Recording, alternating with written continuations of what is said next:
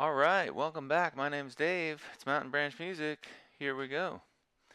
So today we have the Carvin HF2 Fatboy. It's a thickie. It's a hollow body. But you wouldn't know it to look at it. It looks like a big fat Gibson Telly kind of mashup.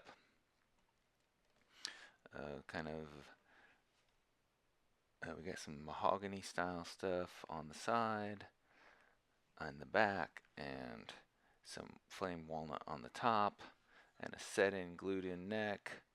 No F-holes, a little koa on the top just for fun. One piece neck. Good, nice action from Carvin. Blue bonnet sticker. This was one of my COVID guitars, and when I was in Texas, and it was an important time for me there. But hey, we are here. We're back. We're doing the infinity test. Will it pass through the gauntlet of infinity? Let's get right to it, and then we'll talk a little bit more about the guitar if you want to hang out for that. But let's fire up the old... Ooh, the...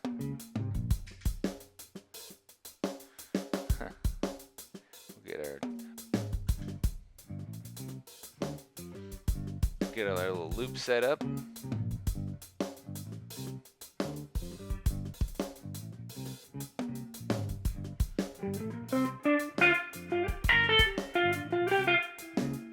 gonna turn my mic off.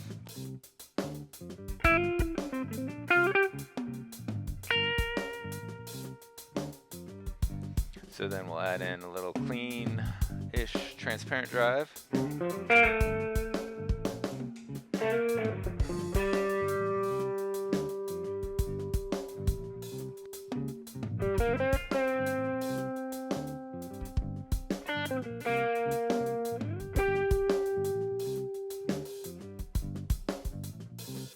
Here's the Ross.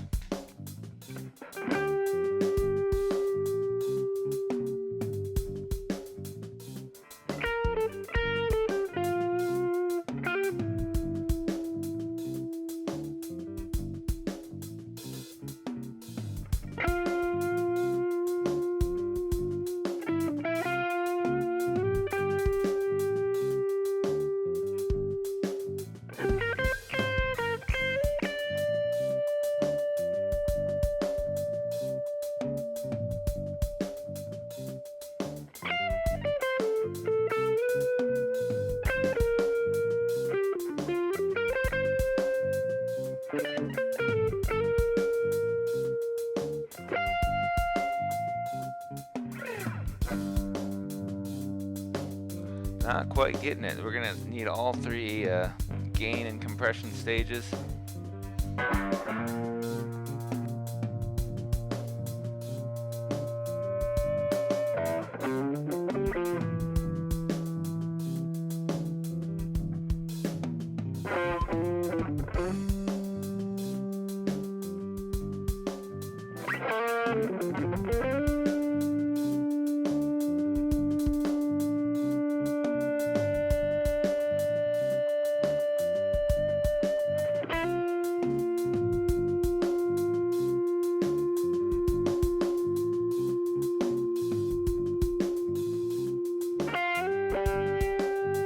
I'd say we're there.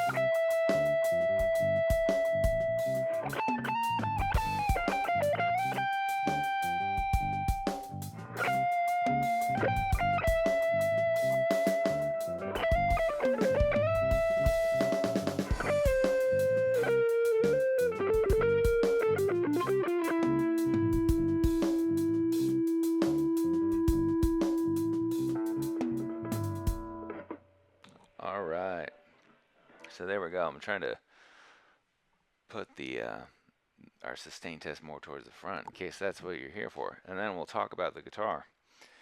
Interesting results, and just an interesting guitar overall for the signature guitar for a really interesting cat, Allan Holdsworth. So, kind of a big chamber. It is a true hollow body, and one of my things I would call a true hollow body um, is there is no center block really. So the neck is set in there. I don't think there's much of a the little tongue like you get on a Les Paul in there where they set the neck in. So it's very empty chamber in here with some kind of parallel bracing, like a not X bracing.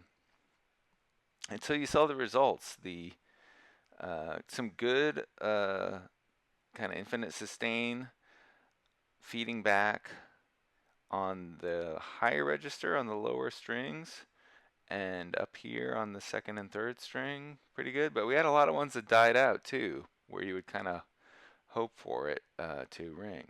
But boy, when this was the guitar that kept getting suggested to me, and when I would read the descriptions in Musician's Friend and stuff like that, when I first was convinced I needed like a Trey style guitar, you'd look at that and be like, oh man, it doesn't have F holes. It doesn't. It's why are people suggesting this to me? But you mature, your tastes round out. You get a bigger picture of guitars and all the different styles, and different people are going for different things, and the kind of history of it all for electric guitar. And you just start to appreciate, wow, what an interesting thing. What a because it's kind of shaped like a telly. It's got a set-in neck like a Gibson. It's kind of thick like a Gibson, but it's a hollow body. It's got this small little odd 4+2 arrangement on the headstock. Nice setup in this era of Carvins. I don't know what year this is. I never really got into that. If I did know, I don't remember.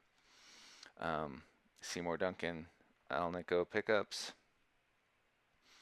One volume, one tone. The switch has been a little gamey on me from time to time. You access all that through here. I've sprayed it down with some of our cleaner. What is it called? I have it right here. What's the one I like? Deoxit. That's the one you want.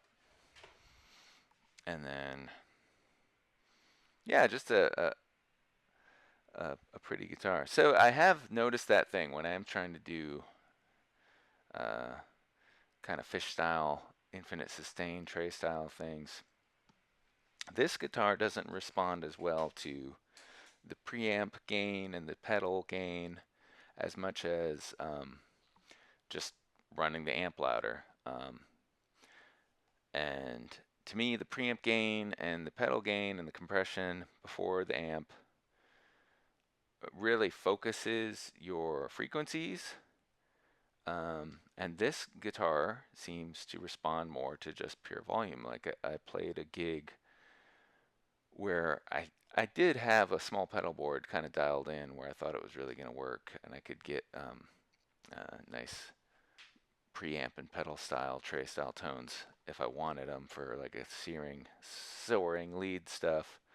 But on this particular gig, that died, and all I had was this guitar and an amp.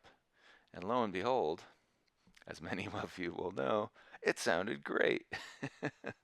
If you've ever had that experience, you don't need much more than a great amp and a great guitar.